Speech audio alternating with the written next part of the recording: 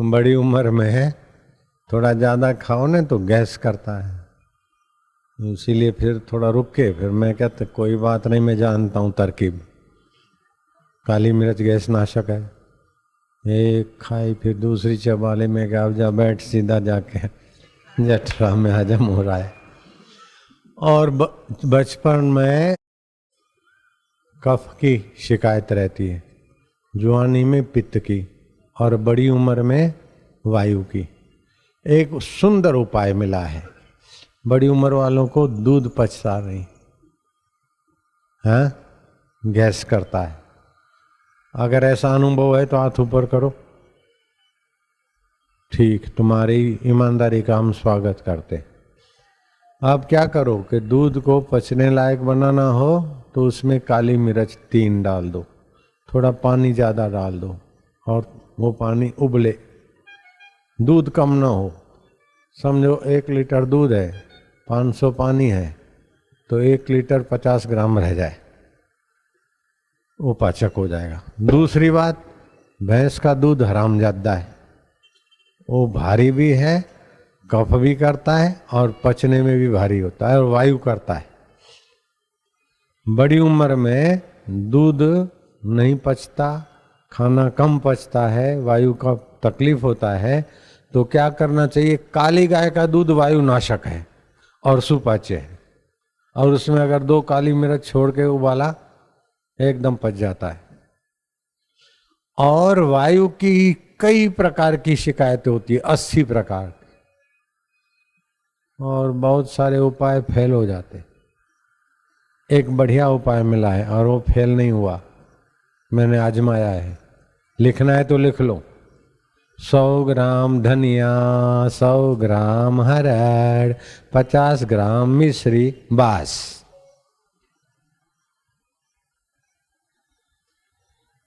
लिखने की भी जरूरत नहीं है, दिल पे लिख लिया। मिश्री, हरड़, 100 ग्राम धनिया, सूखा धनिया, 100 ग्राम हरड़, 50 ग्राम मिश्री, पाउडर करके रख दो। 6 ग्राम सुबह, 6 ग्राम शाम, 5 ग्राम, 6 ग्राम, गुनगुने पानी से लो। 80 प्रकार का वायु बैठ जाएगा। देखते हो, शर्म नहीं आती? ताली बजाओ। गुरुदेव की जय हो। आसाराम बापू जिंदाबाद।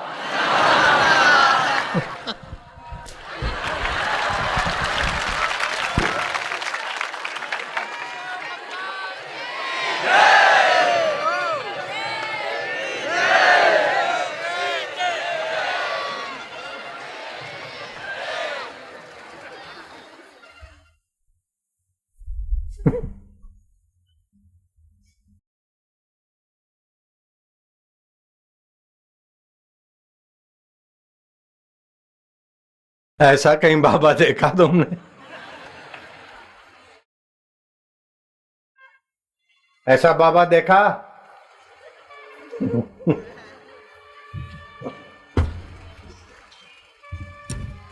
जहां मोहब्बत जोर पकड़ती है वहां शरारत का खेल करती है ना?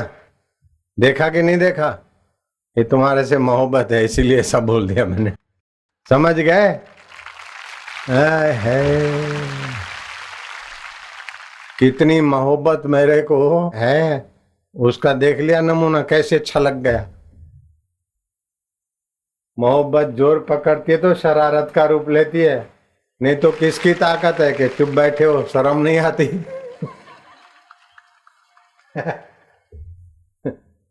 ताली बजाओ। और अपने नाम के ऐसा कहीं किसी नेता के, किसी बाबा के प्रवचन में देखा सुना कभी जिंदगी में? प्रयत्न पूर्वक कमर सीधी, गर्दन सीधी करके बैठेंगे तो मनोबल, बुद्धि बल सुयोग्य बना रहेगा। बाहें नाक से गहरा श्वास लो और गुरु मंत्र का जप करो। दाहिने नाक से श्वास छोड़ दो, फिर दाहिने से लो, जप करो, बाहें छोड़ दो। इस प्रकार के 10 प्राणायाम सूर्यास्त के पहले कर लेने चाहिए। इसको सायन संध्या का हिस्सा मान सकते हैं।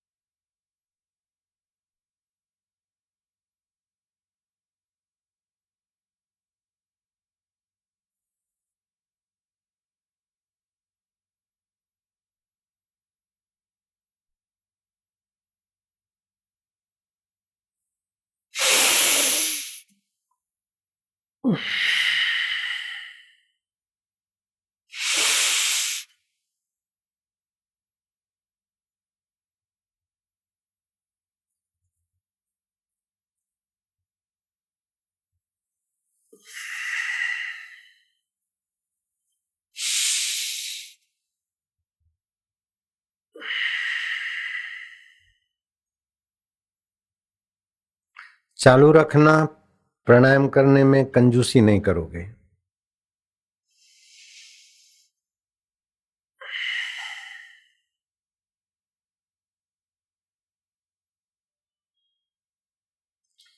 केवल प्राणायाम स्वास्थ्य के लिए अच्छा है, लेकिन प्राणायाम सहित भगवान नाम या गुरु मंत्र जाप प्राणायाम से 100 गुना विशेष लाभ उठाने की तरकीब है।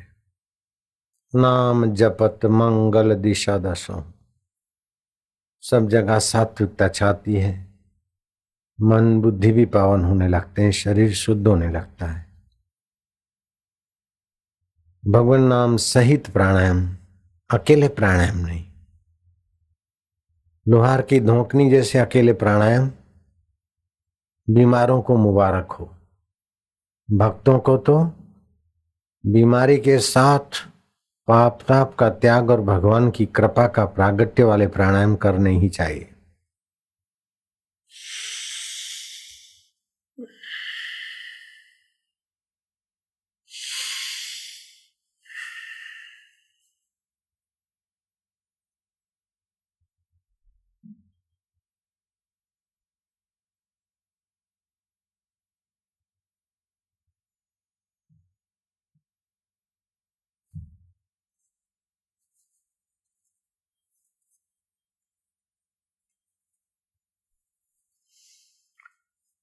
दोनों नथुनों से श्वास लें, तनिक रोकें, जप करें और फिर श्वास छोड़ दें। ये प्रयोग बहुत सरल सादा है, लेकिन इसका चमत्कार एक फायदा बहुत है।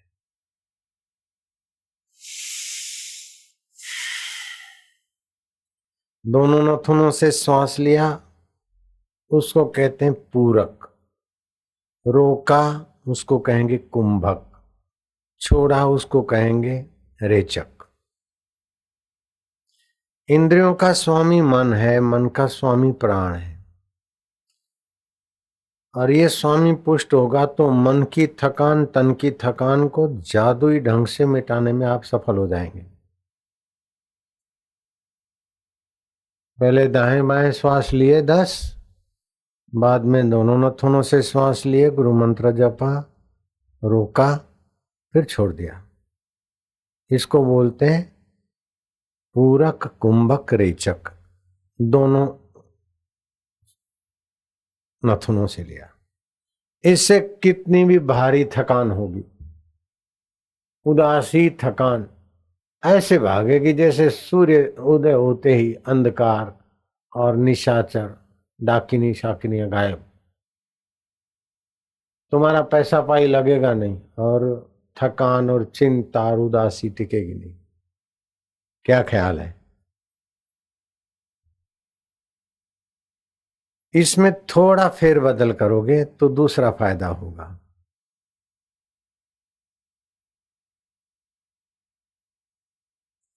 किसी को वायु की तकलीफ होती है, किसी को पित्त की और किसी को कफ की।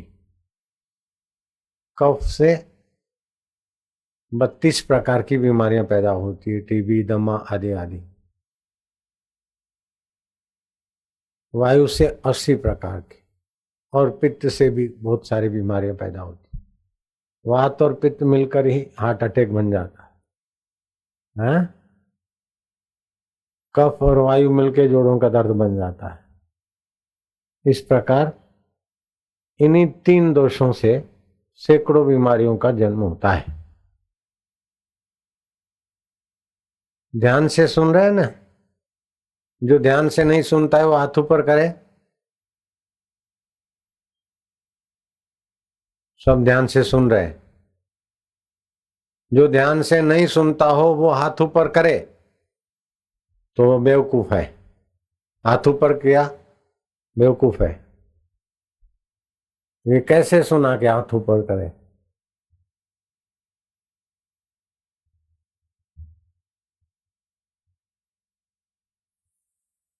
ध्यान से सुनना। इतना डांट रहा हूं क्यों? कि इसमें बहुत फायदा है तुम्हारा।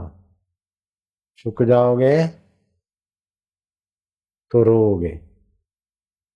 बुढ़ापा तो आएगा ही, बीमारियां आएगी। उसके पहले कुंजी दे रहा हूं।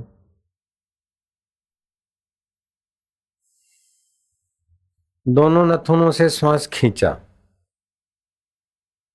और बाहें नथुनों से श्वास छोड़ा, तो एक बड़ा भारी लाभ ये होगा कि वात, पित्त और कफ, ये तीनों प्रकार के रोगों के मूल की जड़ें हिल जाएगी। कोई भी बीमारी हो, ये प्राणायाम उसकी जड़ें हिला देगा। जो ध्यान से नहीं सुनता है खड़ा हो जाए। मैं इसलिए कड़क बोल रहा हूं कि इसको सुनने से चुकना नहीं। पहले प्राणायाम किए, फिर दोनों नथुनों से श्वास लिया, गुरु मंत्र जप किया और बाहें नाक से ही छोड़ा। इससे मंदाग्नि, भूख का कम हो जाने से ही बहुत सारी बीमारियां आती, और त्रिदोष से सारी बीमारियां बनती है। उसकी जड़ें उखाड़ के फेंक देगा ये प्राणायाम। अगर वायु की तकलीफ है तो दाहिने नाक से श्वास लिया और रोका और बाहें से छोड़ा, तो वायु की तकलीफ में आराम मिलेगा, गैस ट्रबल में।